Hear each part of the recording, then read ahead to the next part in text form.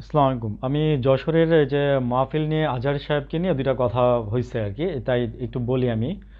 আহ, সেটা হচ্ছে এই নিয়ে একটু আলোচনা করি। সেটা হচ্ছে যে আপনার উনি মাহফিলে যে গেছে প্রায় 15-20 লক্ষ মানুষ হবে এরকম সবাই বলছে, এবং বিটি সিএল থেকে বলছে যে আপনার 12 লাখ 8 লাখ নেটওয়ার্ক, 8 লাখ না 12 লাখ নেটওয়ার্ক এখানে ছিলই।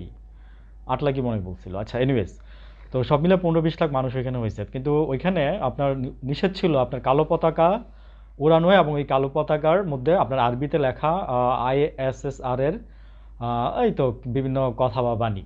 তো এগুলো নিষেধ ছিল, সব পতাকা ওড়ানোর কথাই ছিল। কিন্তু আমার কথা হচ্ছে কি, যদি আপনারা জানেন যে এরকম একটা মানে মানে আমি এই কথাটা কেন বলতেছি যে সব পতাকা ওড়ানোরই নির্দেশ ছিল, ওই পতাকা ছাড়া। ভাই, এই জিনিসটা আপনাদের যারা মাহফিল আয়োজন করছেন আপনাদের মাথায় কে দিল? আপনারা কি পতাকা উঠানোটা কি খুব বেশি জরুরি ছিল ওইখানে? আপনারা যদি বুঝবেন যে এরকম একটা অকারেন্স হইতে পারে, তাহলে ওইখানে ওইখানে কেন ওই পতাকাটা উঠাইতে গেলেন? বা পতাকা উঠানোর বিষয়টাই কেন রাখলেন? যারা মাহফিলে পতাকা নিয়ে ঢুকতেছিল তাদেরকে ঢুকতে দিতেন না, বা চেক করে করে ঢুকাইতেন? আপনারা যদি এরকম ইনফরমেশন জানতেন, আমার প্রথম কথা হচ্ছে এই জায়গায়, এখন ইনফরমেশন জানতেন না কিনা আমি জানি না। এত বড় মাহফিলটা যে অর্গানাইজ করছে, তার নামটা আমি শুনছিলাম। তো উম, এটা নিয়ে আসলে এত অল্পতে বলা যাবে না।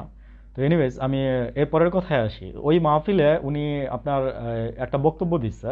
বক্তব্যের মধ্যে বলছে যে একদল খায়া গেছে, আরেক দল এসে আরেক দল খাওয়ার প্রস্তুতি নিতেছে। আমি তো কথাটা তো আসলে উনি বলছে এরকম একটা মাহফিলে, এখন কথা হচ্ছে যে উনি এর মাহফিলে গিয়ে রাজনৈতিক আলাপ কেন করলো? হ্যাঁ, কথাটা রাজনীতিক হয়ে গেছে, এটা ঠিক। তো উনি হয়তো ওই ফিলিংস থেকে বলে নাই, সেন্স থেকে বলে নাই আমার ধারণা, বা বললে হয়তো বা উনি বলতে পারে। কিন্তু আমি বলবো যে আমার ওপিনিয়নটা দিই, সেটা হচ্ছে যে উনি কিন্তু তেমন কোনো অন্যায় করে নাই। তেমন কোনো অন্যায় উনি করে নাই। তারপরে আমি আমার কথাটা এখনো বলি নাই, কিন্তু তারপরে উনি সরি বলছে।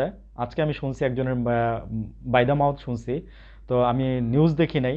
তো আমিও তখন ওনাকে বলছি যে উনি দেখেন মহত্বের পরিচয় দিচ্ছে কিন্তু। ঠিক আছে? তো এনিওয়েজ, তো আমি আমার ওপিনিয়নটা দিই যে দেখেন উনি কিন্তু একজন সাধারণ নাগরিক হিসেবে উনি, হ্যাঁ, ওইখানে দিতে পারে না বক্তব্য। হ্যাঁ, মেইন কথা হচ্ছে এইটাই যে ওইখানে উনি ওরকম বক্তব্য দিতে পারে না, কিন্তু এটার জন্য উনি সরি বলছে। কিন্তু বিএনপির দুলু সাহেব, বা নাকি দুলু সাহেব, দুলু মনে হয়, দুলু সাহেবই হবে। আসলে আমি ওনার ফ্যানও না, আমি ওনার খবর জানিও না কিছু, ভালো করে শুনছি উনি যেভাবে মিজানুর রহমান আজহারিকে তুচ্ছ-তাচ্ছিল্য করছে। আজহারি না মাঝহারি? হ্যাঁ, এই কথাটা কি বলা ঠিক হয়েছে আপনার? বিএনপির আমি ওনার দুলু সাহেবকে বলতেছি যে এই কথাটা তো বলা আপনার ঠিক হয় নাই।